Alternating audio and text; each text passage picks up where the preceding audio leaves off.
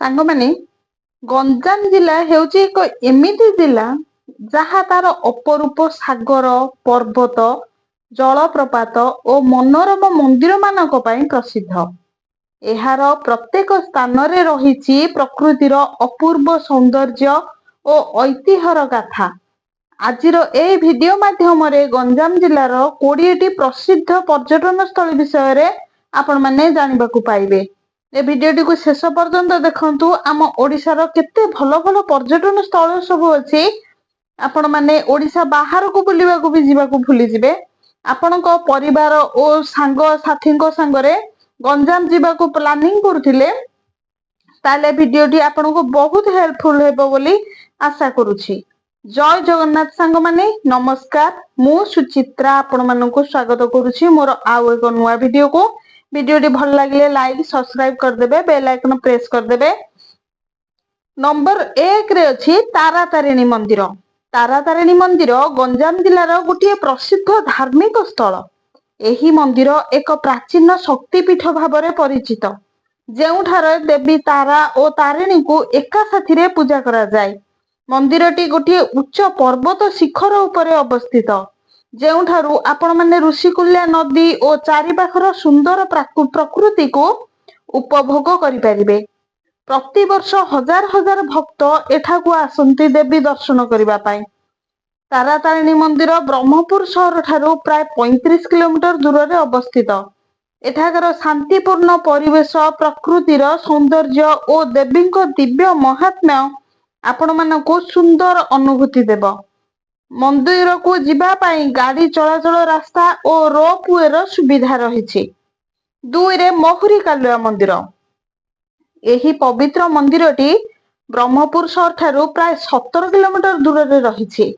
ମହୁରୀ କାଲୁଆ ଦେବୀଙ୍କ ମନ୍ଦିର ପାହାଡ ଏବଂ ଜଙ୍ଗଲ ଦ୍ୱାରା ଘେରା ହୋଇ ରହିଥିବା ଏକ ସୁନ୍ଦର ସ୍ଥାନରେ ଅବସ୍ଥିତ। ମହୁରୀ କାଲୁଆ ମା କାଳୀଙ୍କର ଅବତାର ବୋଲି ବିଶ୍ୱାସ କରାଯାଏ। ଭକ୍ତମାନେ ଏଠାକୁ ଆସି ମାଙ୍କ ଦର୍ଶନ କରନ୍ତି ଏବଂ ନିଜର ମନସ୍କାମନା ପୂରଣ ପାଇଁ ମାନସିକ କରିଥାନ୍ତି।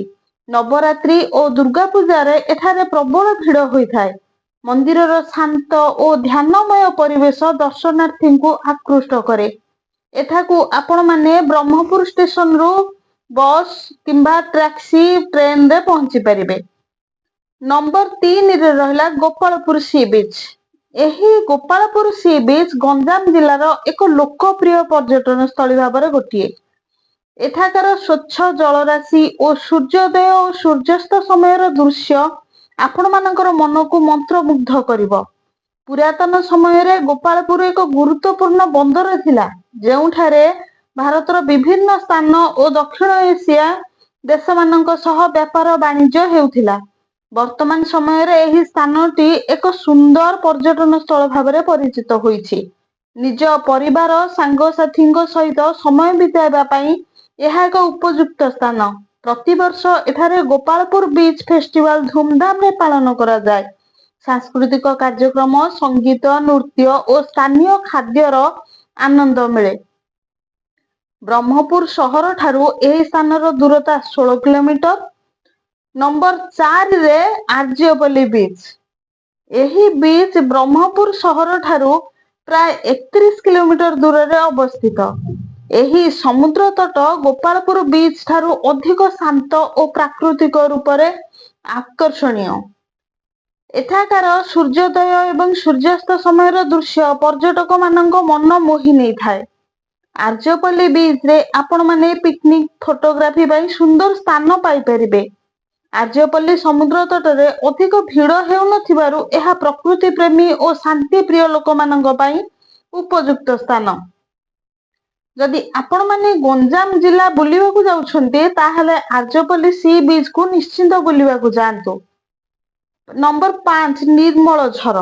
ଏହି ସ୍ଥାନଟି ବ୍ରହ୍ମପୁର ସହର ଠାରୁ ପ୍ରାୟ 58 କିଲୋମିଟର ଦୂରରେ ଅବସ୍ଥିତ।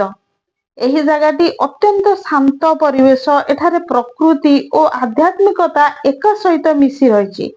ନିର୍ମଳଝର ମୁଖ୍ୟତଃ ଭଗବାନ ବିଷ୍ଣୁଙ୍କ ମନ୍ଦିର ପାଇଁ ପ୍ରସିଦ୍ଧ। ଏହା ବ୍ୟତୀତ ମନ୍ଦିର ପରିସରରେ ଭଗବାନ ଶିବ, ଦେବୀ ବିମଳା, ରାଧାକୃଷ୍ଣ ଓ ଜଗନ୍ନାଥଙ୍କ ଭଳି ଦେବତାମାନଙ୍କର ମନ୍ଦିରମାନ ରହିଛି। ଏହି ସ୍ଥାନଟି ପବିତ୍ର ଜଳର ଏକ ପ୍ରାକୃତିକ ଝରଣା ମଧ୍ୟ ପରିଚିତ। ଭକ୍ତମାନେ ବିଶ୍ୱାସ କରନ୍ତି ଯେ ଏହି ଝରଣାର ପାଣିରେ ସ୍ନାନ କଲେ ଶରୀର ଓ ମନ ଶୁଦ୍ଧ ହୋଇଥାଏ। ସନ୍ଧ୍ୟା ସମୟରେ ଏହି ଝରଣା ଉପରେ ପଡୁଥିବା ସୂର୍ଯ୍ୟ କିରଣ ଏହାକୁ ଅଧିକ ମନୋରମ କରିଦିଏ।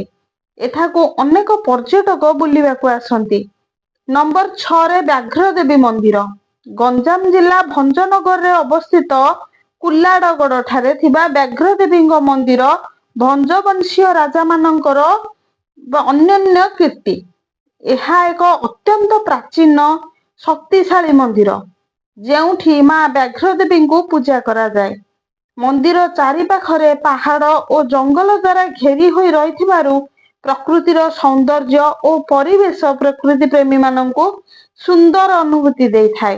ଅନେକ ଭକ୍ତମାନେ ବହୁତ ଦୂର ଦୂରାନ୍ତରୁ ମାଙ୍କୁ ଦର୍ଶନ କରିବା ପାଇଁ ଆସିଥାନ୍ତି। ବ୍ୟାଘ୍ରଦେବୀଙ୍କ ମନ୍ଦିର ବ୍ରହ୍ମପୁର ସହର ଠାରୁ ପ୍ରାୟ 87 କିଲୋମିଟର ଦୂରରେ ଅବସ୍ଥିତ। ନମ୍ବର 7ରେ ବୁଦ୍ଧଖୋଲ ମନ୍ଦିର।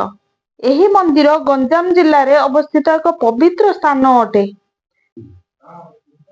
ଏଠାକାର ପାହାଡ ମଝିରେ ଥିବା ଶିବ ମନ୍ଦିର ଓ ଗୁମ୍ଫା ଏହି ସ୍ଥାନକୁ ଅତ୍ୟନ୍ତ ଆକର୍ଷଣୀୟ କରିଥାଏ।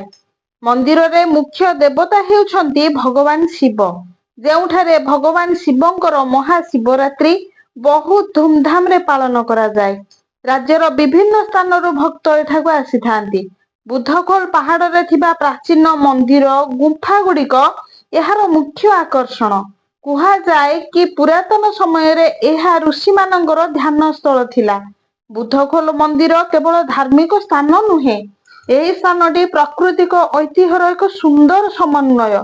ଯଦି ଆପଣ ପ୍ରକୃତି ଓ ଶାନ୍ତମୟ ପରିବେଶକୁ ଭଲ ପାଆନ୍ତି, ତେବେ ବୁଦ୍ଧଖୋଲ ସ୍ଥାନଟି ଆପଣଙ୍କ ପାଇଁ ସଠିକ ସ୍ଥାନ।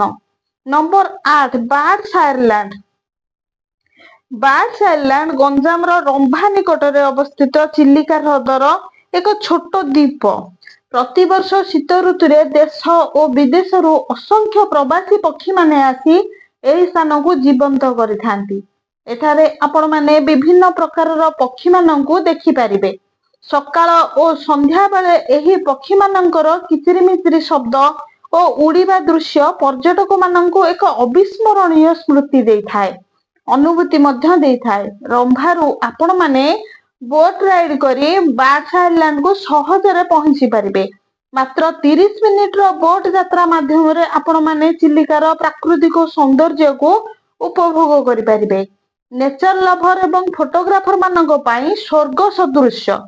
Number 9 Tampara lake. Tampara lake Ganjam ଜିଲ୍ଲାର ଆଉ ଏକ ପର୍ଯ୍ୟଟନ ସ୍ଥଳୀ।